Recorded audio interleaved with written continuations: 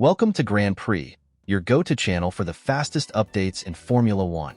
We've got 3 hot stories for you, so make sure to subscribe and hit the notification bell to stay ahead of the pack. Let's get started. A few weeks ago, it was announced that Felipe Drugovich would be moving to Formula E. However, the exact timeline for his continued role as Aston Martin's reserve driver and whether he would maintain any function next year remained unclear. Now, the Brazilian driver has officially confirmed his departure from Aston Martin.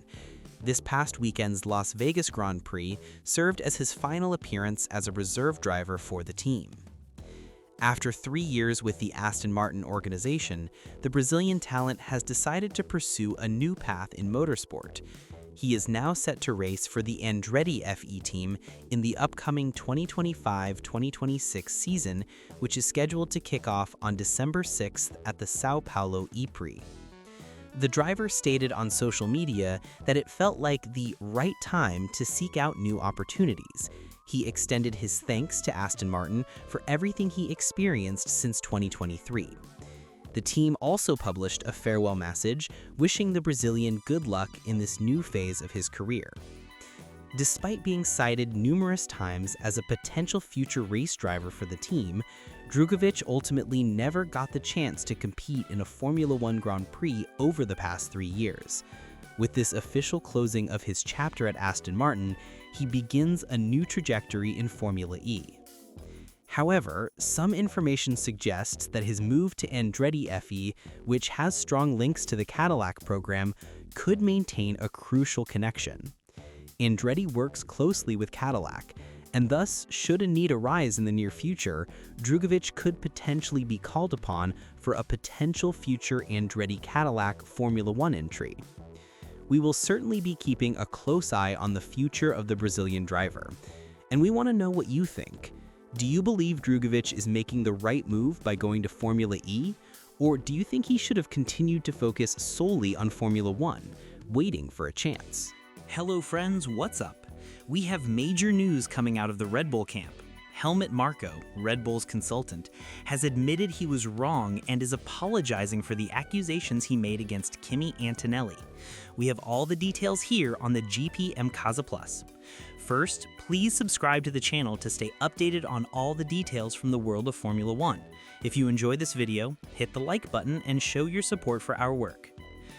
The main topic of the day has been the accusation made by Red Bull against Mercedes, suggesting that Kimi Antonelli intentionally let Lando Norris pass during the final stages of the Qatar Grand Prix. The claim was that this maneuver was an attempt to somehow benefit the McLaren driver and undermine Max Verstappen in the title race. One of the most prominent figures making this accusation was Helmut Marko, the Red Bull consultant. Mercedes was deeply uncomfortable with these statements, particularly because Antonelli received a high volume of online threats as a result. This led to the FIA becoming involved and Red Bull itself issuing a general statement to apologize for the accusations. Now, Marko has personally changed his version of the events surrounding the Kimi Antonelli/Lando Norris moment. He now affirms that he reviewed the footage again and realized that Antonelli simply made a driving error. According to Marko, in his initial assessment, it appeared that the Italian driver could have defended his position better. However, after reviewing the incident more carefully, he concluded that Antonelli's mistake and Norris's overtake were simply a racing moment. Antonelli did not intentionally allow Norris to pass.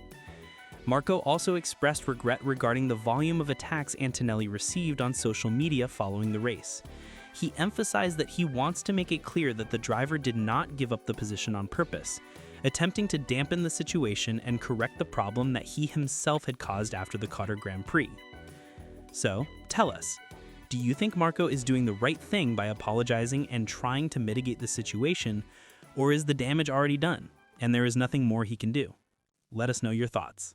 The season ended with Max Verstappen losing the World Championship title to Lando Norris by the agonizingly slim margin of just 2 points.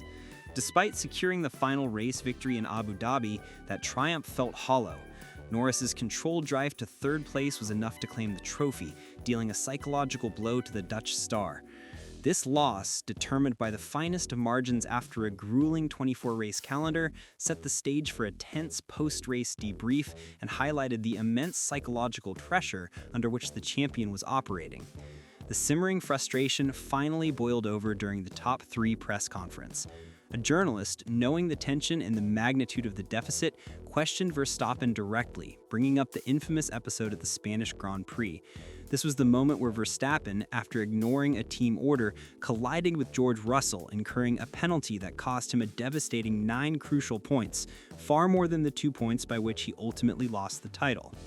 Verstappen immediately bristled at the mention of the topic, stating with palpable irritation that it was obvious it would be brought up. The confrontation escalated rapidly when he looked directly at the journalist and launched a sharp, uncharacteristic barb, questioning whether the journalist was giving him an idiotic smile. This was not merely frustration, it was the psychological explosion of a champion who knows precisely where the title was lost, but refuses to let a single mistake define his season. Quickly attempting to regain control of the narrative, Verstappen followed his emotional outburst with a rational, calculated defense. He reminded the room and the world that the championship is a marathon, not a sprint, stressing that the season consisted of 24 races. He pointed out that focusing on one isolated incident was a gross oversimplification, arguing that many other factors influenced the final outcome, including moments where he himself had been unintentionally benefited by rivals' errors or circumstances. He challenged the narrative that the title was solely lost in Spain, trying to shift the focus back to the relentless, year-long grind of Formula One. The incident raises critical questions for the Formula One community. Was the journalist performing their necessary duty, highlighting the defining statistical mistake of the season, or was the question an unnecessary jab delivered with poor timing?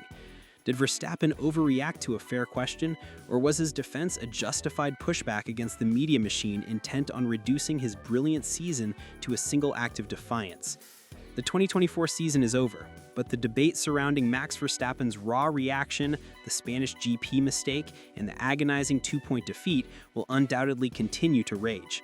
Tell us, what did you think of the confrontation? Was the question fair, or did Verstappen take the scrutiny too personally?